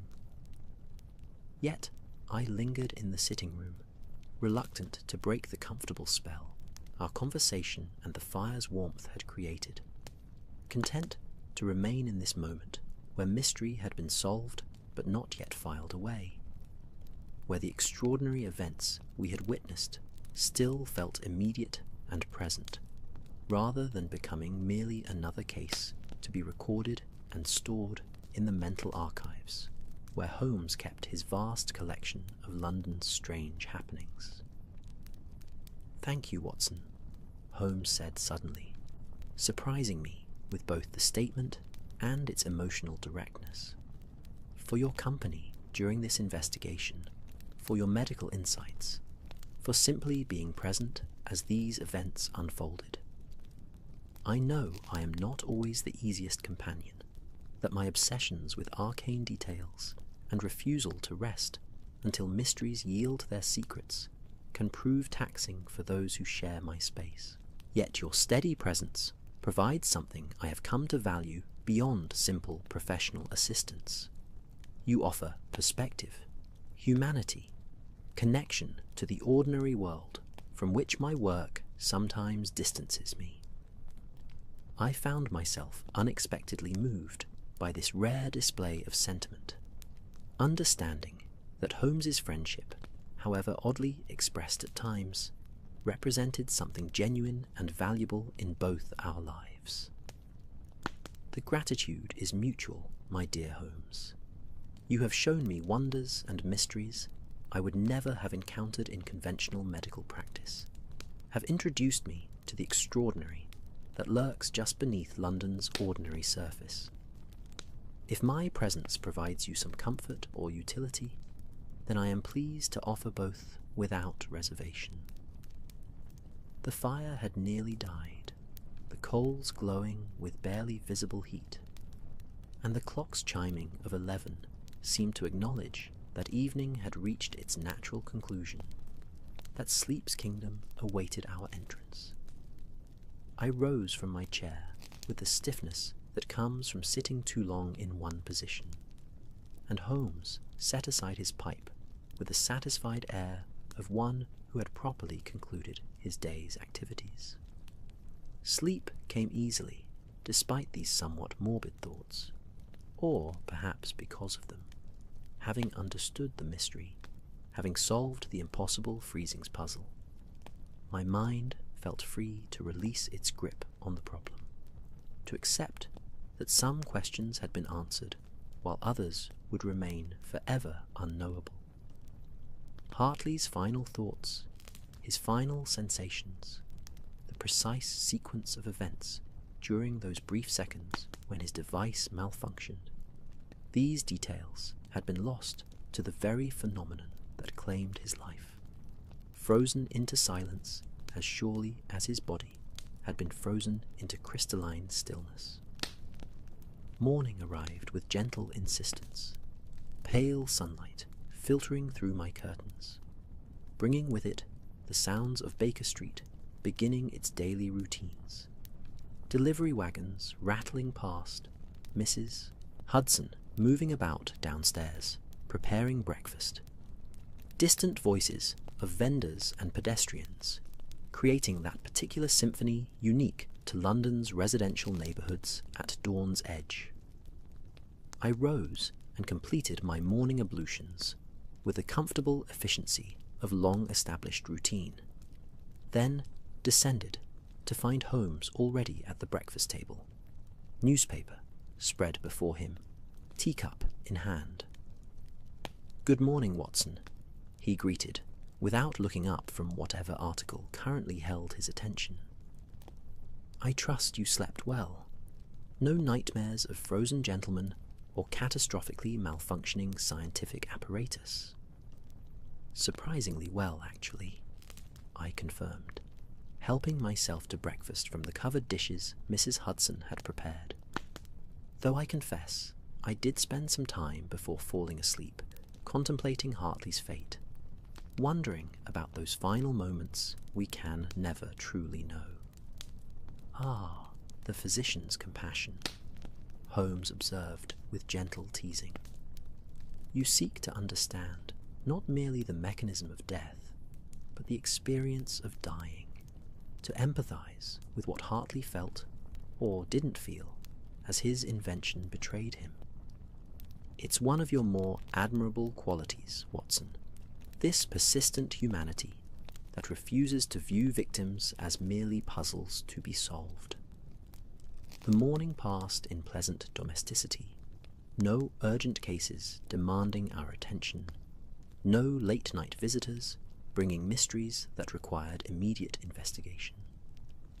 Holmes devoted himself to correspondence, writing letters to various scientific societies regarding Hartley's research, suggesting that proper experts examine his laboratory and journals to determine whether his work contained insights worth preserving, despite its tragic conclusion. I occupied myself with domestic matters, correspondence of my own, and medical journals that had accumulated unread during recent busy weeks. Around mid-morning, a visitor arrived, not a client seeking Holmes's services, but rather Mrs. Collins, Hartley's housekeeper, carrying a small package wrapped in brown paper and tied with string. Mrs. Hudson showed her up to our sitting room, where Holmes and I greeted her with the courtesy her evident distress warranted. "Mr. Holmes, Dr. Watson," she began, her composure somewhat fragile, eyes red-rimmed from recent tears. "Forgive the intrusion, but I felt you should have this. I was sorting through Mr. Hartley's personal effects this morning, fulfilling the painful duty that falls to those who survive, and I found this package in his study desk. It's addressed to you, Mr. Holmes, dated 3 days ago, though never posted. I believe he intended to send it, but was distracted by his work, by the experiments that ultimately claimed his life." Holmes accepted the package with evident surprise, examining the address written in neat script across the paper's surface. "To Sherlock Holmes, Baker Street," he read aloud, then carefully removed the wrapping to reveal a leather-bound journal, smaller than the ones we had examined in Hartley's study, perhaps a personal diary rather than scientific record. "Thank you for bringing this, Mrs. Collins," Holmes said gently. "Please sit a moment. Have you any idea what the journal contains? Why Hartley might have wished to send it to me?" The housekeeper settled carefully into the chair Holmes indicated, accepting tea that I prepared and pressed into her trembling hands. "I believe he was concerned, Mr. Holmes. In the days before his death, he seemed troubled, distracted. He made several comments suggesting he worried that his work might be dangerous, that perhaps he had progressed too far too quickly in territory where caution should have governed his investigations. I think he wanted someone with your reputation to examine his work, to provide assessment of the risks he had created." Holmes opened the journal, flipping through pages filled with technical sketches, mathematical equations, and personal observations written in margins and between formal entries. He read silently, his expression growing increasingly thoughtful, occasionally nodding or murmuring soft acknowledgments as Hartley's recorded thoughts revealed themselves. Finally, he looked up, meeting Mrs. Collins's anxious gaze with compassion I rarely saw him display so openly. "Your employer was a brilliant man, Mrs. Collins, and more importantly, a conscientious one. These pages reveal someone acutely aware of his work's potential dangers. Someone who sought to ensure that if anything went wrong, proper authorities would understand what had occurred and could prevent future tragedies. He speaks highly of you in these personal entries, expressing gratitude for your years of loyal service and concern for your welfare should his experiments prove catastrophic. That he thought of others even while pursuing revolutionary scientific inquiry speaks well of his character." Mrs. Collins's eyes filled with fresh tears, though these seemed to carry relief along with grief. "He was a good man, Mr. Holmes, strange in his ways, utterly absorbed in his work, but fundamentally good. I shall miss him terribly, though I take some comfort in knowing his death came quickly, without suffering, and in pursuit of knowledge, rather than through vice or violence." After Mrs. Collins departed, having accepted our condolences and expressions of gratitude for her thoughtfulness in bringing Hartley's journal, Holmes settled into his chair and devoted himself to reading the diary properly, from beginning to end, absorbing not merely the scientific content, but the personal reflections of a man who had unwittingly invented his own demise. "Listen to this, Watson," he said, after perhaps an hour of silent reading. "This is from the entry made the morning of his death. Today, I take the portable cooling device into field conditions for the first time. The laboratory tests have proven remarkably successful, generating temperature drops of nearly 100 degrees within seconds. But laboratory success does not always translate to practical application. I confess to some nervousness, though I cannot quite identify the source of my concern. The device should function precisely as designed, yet some instinct whispers caution, suggests that perhaps I rush toward application when further refinement might prove prudent. Still, scientific progress requires bold action, and I have taken all reasonable precautions." Holmes closed the journal with a soft thud, his expression philosophical. All reasonable precautions, he believed, yet reasonable from whose perspective? A lone inventor, working in basement laboratory, without peer review or safety oversight, operating at the bleeding edge of thermodynamic theory, with no precedent to guide his safety calculations. The tragedy lies not in catastrophic equipment failure, but in the fact that Hartley had no framework for understanding what reasonable precautions might mean in his unique circumstances. The afternoon drifted toward evening, and we sat in comfortable silence, contemplating the vagaries of scientific progress and human ambition, the thin line between breakthrough and catastrophe. The case of the frozen body in Hyde Park had been solved in all practical senses, cause of death identified, mechanism understood, no criminal activity involved, merely scientific misadventure resulting in one man's death. Yet, the philosophical questions it raised would linger long after official reports were filed and evidence stored, questions about innovation's responsibilities and the price we sometimes pay for advancing into uncharted territories of knowledge. "I find myself hoping," I said eventually, breaking the contemplative silence, "that Hartley's work will not be entirely lost, that perhaps some good might emerge from this tragedy. His journals describe principles that could revolutionize refrigeration, food preservation, medicine, applications that might save lives rather than ending them. It would be a fitting memorial if his portable winter could be refined, made safe, and deployed in service of human welfare.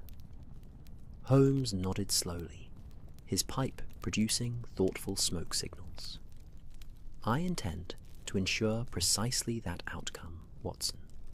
I've already begun correspondence with the Royal Society, suggesting they assemble a committee to evaluate Hartley's research and determine whether it merits further investigation under properly controlled conditions. The man deserves better legacy than being remembered solely as the fool who froze himself to death. His work was brilliant, his intuitions sound. Only his caution proved insufficient to the task he had undertaken.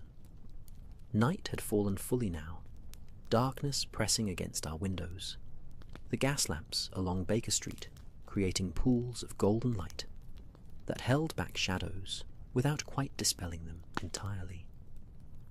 Mrs. Hudson brought dinner on trays, understanding without being told that we preferred informal dining this evening, that the sitting room's comfort appealed more than the dining room's ceremony. We ate slowly, without urgency, and conversation drifted to other topics, other cases, other mysteries that London constantly generated, like the vast, inexhaustible engine of human drama it represented.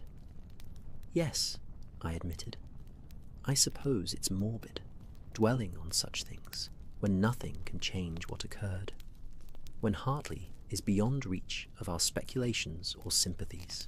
Yet I cannot help wondering whether, in those brief seconds before freezing claimed him, he understood what was happening, whether he regretted his decision to test the device, or whether consciousness simply ceased without time for regret or understanding. We'll never know, Holmes said gently, which is perhaps mercy of a sort. Some mysteries remain unsolvable not through lack of evidence, but through the simple fact that certain experiences are fundamentally incommunicable. Certain knowledge dies with those who possess it. Hartley's final thoughts, his final sensations, belong to him alone, carried wherever consciousness goes when bodies cease their functioning. The clock struck midnight with solemn chimes, marking the boundary between one day and the next, and I felt the weight of exhaustion settling over me like a comfortable blanket. I think, I announced, that sleep calls with sufficient insistence that I can no longer reasonably ignore its summons. Tomorrow will bring whatever it brings, but tonight has given us enough to contemplate. Indeed, Holmes agreed, setting aside his pipe and rising from his chair with the stiffness that came from sitting too long in one position. Sleep well, Watson. Tomorrow we shall see whether London presents new mysteries or grants us brief respite from the strange and inexplicable. As I climbed the stairs to my room, I reflected on how the frozen body in Hyde Park had been merely the beginning of a deeper mystery, one that touched on questions of scientific ethics and human ambition, innovation's dangers, and progress's inevitable costs. Edmund Hartley had sought to revolutionize humanity's relationship with temperature itself, to give us control over heat and cold in ways previously confined to industrial applications and natural phenomena. He had succeeded brilliantly and paid the ultimate price for his success, becoming both victor and victim in his battle to expand human knowledge and capability. Sleep claimed me quickly once I settled into bed, my mind finally releasing its grip on the day's events and thoughts, surrendering to the gentle darkness that awaited behind closed eyes. I dreamed of ice crystals forming fractal patterns, of laboratories filled with brass and glass apparatus, of autumn leaves falling through golden afternoon light in a park where nothing unusual would ever happen again, where one man's final walk had ended in impossible transformation, from warm flesh to frozen monument. Morning arrived, as mornings do, indifferent to previous days' dramas or philosophical contemplations. Life continued its relentless forward motion, and we continued with it, moving through hours and days, carrying memories of frozen bodies and portable winters as part of the vast accumulation of experiences that constitutes a lived life. The case was closed in official terms, filed away in police records, and in Holmes's extensive personal archives, joining hundreds of other investigations that had occupied his attention over years of consulting detective work.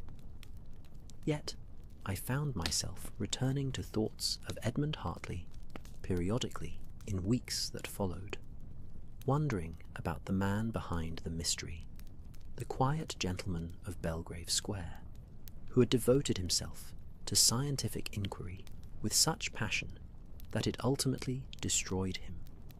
What drove such dedication? What made someone willing to risk everything, including their life, whether knowingly or unknowingly, in pursuit of knowledge and innovation? Holmes shared the journals with the Royal Society, as he had promised, and a committee was indeed formed to evaluate Hartley's work. The preliminary reports suggested his thermodynamic principles were sound, his intuitions largely correct, his engineering merely requiring refinement to create safe, practical applications.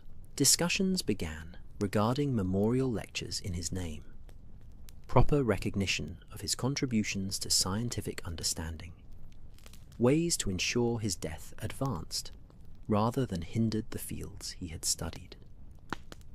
And somewhere in Scotland Yard's evidence lockers, the portable winter device resided in sealed container, awaiting eventual analysis by experts brave or foolish enough to examine it closely, to learn from its catastrophic malfunction, to perhaps build safer versions that might serve humanity in ways Hartley had imagined but never lived to witness.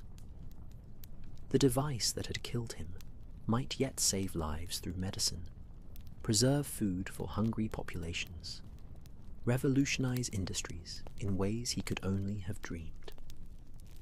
On a quiet evening, perhaps 3 weeks after Hartley's death, as early December brought London's first serious cold, and the city prepared for winter's full arrival, Holmes and I found ourselves once again in our sitting room, fire burning cheerfully against the chill beyond our walls, tea steaming in delicate china cups, the world reduced to this comfortable space where mysteries could be discussed and contemplated without urgency.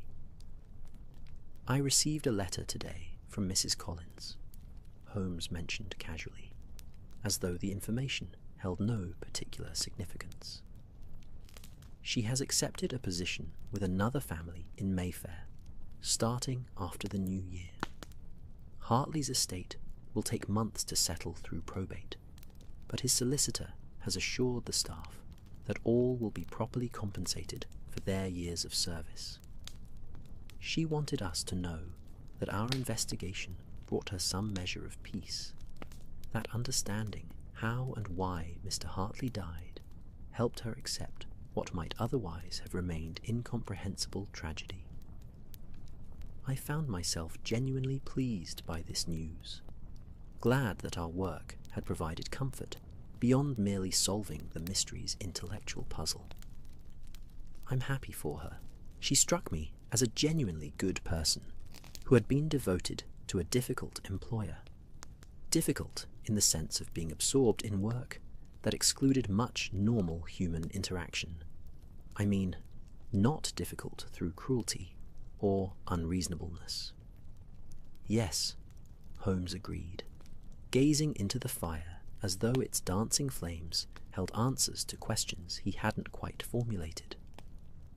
Hartley was fortunate in his household staff, surrounded by people who cared for him despite his eccentricities.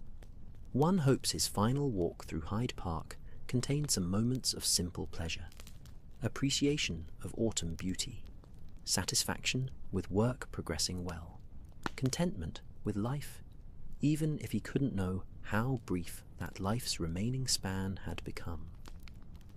We sat in comfortable silence for a time, and I reflected on how our investigation into the frozen body in Hyde Park had revealed layers of meaning beyond the surface mystery of impossible ice formation. It had shown us a man devoted to knowledge, a household devoted to that man, a city where extraordinary events could occur, mere feet from ordinary people going about their daily routines. A world where tragedy and breakthrough intermingled in ways that defied simple categorization as either triumph or disaster. Outside our windows, London continued its eternal dance of light and shadow, of gaslit streets and darkened alleys, of millions of people living their lives in proximity yet isolation, each absorbed in personal dramas and mundane routines that occasionally intersected in ways that created mysteries requiring solution. Somewhere in that vast urban landscape, other impossibilities were occurring, other mysteries being born that would eventually find their way to our door, demanding Holmes's unique talents and my companionship in investigation. But for now, this evening, we were simply two friends sharing tea and fire warmth, contemplating the strange case that had occupied our attention, finding in its resolution both satisfaction and melancholy. The satisfaction of understanding achieved, the melancholy of recognizing that some losses cannot be prevented. Some tragedies remain inevitable despite our best efforts to comprehend and forestall them. The clock ticked steadily onward, marking time's passage with mechanical precision, and the fire burned through its fuel, reducing wood to ash and heat and light. These were constants in an uncertain world. Time passing, fires burning, mysteries arising and being solved, and giving way to new mysteries in endless succession. And through it all, life continued, persistent and fragile simultaneously. As Edmund Hartley had discovered in those final seconds, when his portable winter transformed theoretical danger into fatal reality. I raised my teacup in silent toast to the gentleman we had never met, but had come to know through his journals and his death, through the laboratory he had built and the device he had created. May his contribution to human knowledge be remembered long after the manner of his death had been forgotten. May his legacy be advancement rather than cautionary tale. May whatever realm receives departed consciousness grant him peace, and perhaps some measure of satisfaction that his work would continue, refined and made safe, serving purposes he had envisioned but never lived to witness. To Edmund Hartley, I said softly, breaking the silence with words that seemed necessary, though I couldn't articulate precisely why. To Edmund Hartley, Holmes echoed, raising his own cup in acknowledgement. May his portable winter warm humanity's future rather than merely freezing its past. And with that, the case of the frozen body in Hyde Park reached its true conclusion. Not in the moment when we understood the mechanism of death, not when the device was recovered or the journals examined, but here, in this quiet evening acknowledgement that a life had been lived and lost, that meaning could be found in tragedy if we chose to look for it. That human endeavour continued despite setbacks and losses, because something in our nature demanded we push forward, we explore, we risk, we dare to imagine possibilities that existing knowledge suggested were impossible. The night deepened, and eventually we retired to our respective rooms. but the sense of completion remained, a feeling that this particular mystery had been properly laid to rest through understanding and remembrance, rather than merely being solved and filed away. Tomorrow would bring new concerns, new cases perhaps, or simply the quotidian routines that filled days when mysteries chose to leave us alone. But tonight, we had honoured Edmund Hartley in the way he would likely have most appreciated, through rational examination of how he died, preservation of his work, and commitment to ensuring his scientific insights served beneficial purposes in future. Sleep came gently that night, bringing dreams not of ice and frozen bodies, but of autumn walks through London parks, of laboratories where discovery proceeded safely under proper oversight, of a world where innovation and caution existed in balance rather than opposition. Hartley's ghost, if such things existed beyond metaphor, might rest easily, knowing his death had illuminated dangers while preserving possibilities, had served as pivot point between naive enthusiasm and informed progress. And so, the frozen body in Hyde Park became simply another case in Sherlock Holmes's extraordinary career. Another example of the strange and wonderful and terrible things that could occur in London's vast urban landscape. Another reminder that beneath the city's ordinary surface lay realms of mystery that rewarded investigation with insights both practical and philosophical. The case was closed. Edmund Hartley was properly mourned and remembered. His device was secured. His journals were being studied. Justice, insofar as accidental death permitted such concept, had been served. And life in Baker Street returned to its comfortable rhythms of tea and fire and companionable silence, of mornings passed in peaceful domesticity, and nights spent contemplating the day's events and mysteries, until the next impossible thing occurred, as impossible things reliably did in the world that Holmes and I inhabited, demanding explanation, requiring investigation, presenting puzzles that would occupy our attention and skills until understanding emerged from confusion and order from chaos. But that was for future days. Tonight, now, this moment belonged to quiet satisfaction, to the peace that comes from work completed thoroughly, to the comfort of friendship and familiar surroundings, and the knowledge that we had done what we could for Edmund Hartley, and for scientific progress, and for the simple cause of understanding truth. The fire burned low, the tea grew cold, the clock marked midnight's arrival and passage into the small hours when London slept, and dreams replaced waking thought. And in our respective rooms, Holmes and I surrendered to sleep's embrace, carrying with us into unconsciousness the images and insights the case had provided, allowing our sleeping minds to process and integrate what waking consciousness had learned. Tomorrow would arrive with its own concerns and possibilities, but tonight the frozen body in Hyde Park had given up its secrets, had taught us what it could about ambition and caution, innovation and risk, the price we sometimes pay for knowledge, and the ways tragedy can be transformed into legacy if we approach it with proper respect and determination to learn from loss. The story ended, as all stories must, but its lessons would linger, informing future investigations, shaping how we approached scientific mysteries, reminding us that every case involved human lives and losses that deserved to be honoured through our careful attention and thoughtful analysis. And so, we close this particular chapter in the annals of Sherlock Holmes's casework, the mystery of impossible ice in November weather, of Edmund Hartley and his portable winter, of tragedy in Hyde Park, and lessons learned in basement laboratories. The details would fade with time, as all details eventually do.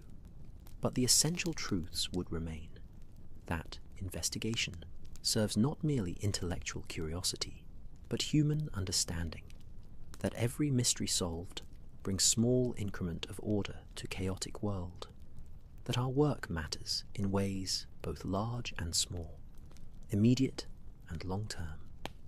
Rest well, Edmund Hartley. Your death was not in vain. Your work will continue. Your memory will be honoured. And the frozen moment of your passing has been understood, documented, and transformed from inexplicable horror into comprehensible tragedy, which is perhaps the best service those who remain can offer to those who have departed. The case is closed. The mystery is solved. The story is told. And now, dear friends, as this narrative reaches its natural conclusion, let me take a moment to step beyond the Victorian fog and gaslights we've travelled through together, to speak directly to you who have journeyed with us through this tale of ice and mystery, of science and tragedy, of London nights and impossible deaths. If you found some measure of peace in these words, if the gentle unfolding of Edmund Hartley's story has helped quiet the thoughts that sometimes keep us from sleep's embrace, then this narrative has served its purpose. I hope you'll consider subscribing to join us for more such journeys through Victorian mysteries, through cases that challenge the mind while soothing the soul, through investigations that balance intrigue with tranquility. Please, take a moment to like this story if it has provided you some comfort or entertainment, some assistance in that nightly journey we all must make from waking consciousness to dream's gentler realm. Your engagement helps these tales find others who might benefit from their particular blend of mystery and peaceful narration. And now, as Baker Street settles into deepest night, as Holmes retires to his room and Watson to his, as Mrs. Hudson ensures all is secured and proper for evening's remainder, I bid you the most peaceful of good nights. May your sleep be deep and restorative. May your dreams be gentle and kind. May you wake refreshed and ready for whatever mysteries tomorrow presents in your own life. The fire has burned to embers. The tea has grown cold. The rain whispers against darkened windows. And somewhere in London's vast nighttime landscape, the city sleeps, dreaming its dreams of commerce and crime, of love and loss, of all the endless human dramas that make urban life both terrible and wonderful. Good night, dear friends. Sleep well, and perhaps we shall meet again in another mystery, another Victorian evening, another tale where the strange and inexplicable yields to reason and understanding, where justice is served and truth prevails, where the world makes sense despite its apparent chaos. Until then, rest, dream, and know that whether in waking investigation or sleeping peace, we navigate this world together, fellow travellers in the great mystery of existence itself. Good night, sweet dreams, and thank you for joining us in the case of the frozen body in Hyde Park.